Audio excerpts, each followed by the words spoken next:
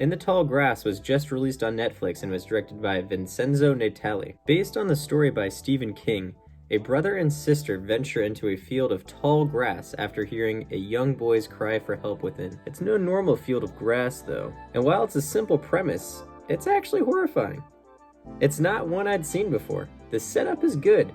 It has some great situational horror scares and sets up an intriguing mystery that really hooked me. And like I said earlier, it's actually pretty horrifying. There's aerial shots of the grass, and just those shots were very ominous, and part of that is due to the score of the film, but still. Venturing into the second act of the film, you learn more about what's really going on, and the intensity just keeps getting cranked up.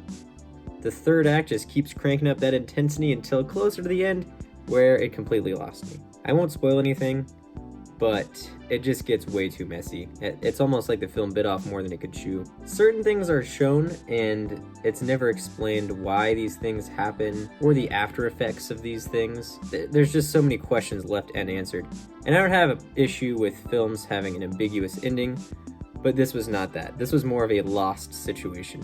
It sets up a mystery, and instead of answering the questions, it just asks more, and then never actually goes and answers those questions it originally set up. And all the while watching, the viewer expects these questions to be fully revealed at the end, only to have none of it answered. And at the conclusion, there was a character arc that was completed, but in my opinion was certainly not earned. Again, without getting into spoilers, this version of the character did not earn that resolution they got. It had good special effects, even the acting was decent, and I think it had some pretty good scares in there too. It did not rely on jump scares. The first hour and 25 minutes just really had me hooked. It had a great setup. I was really invested in these characters and them finding their way out of this field. So really, I think that most of the movie is pretty good. It's just, unfortunately at the end, it really goes off the rails and just did not have the payoff that those first two acts were setting up and were relying on.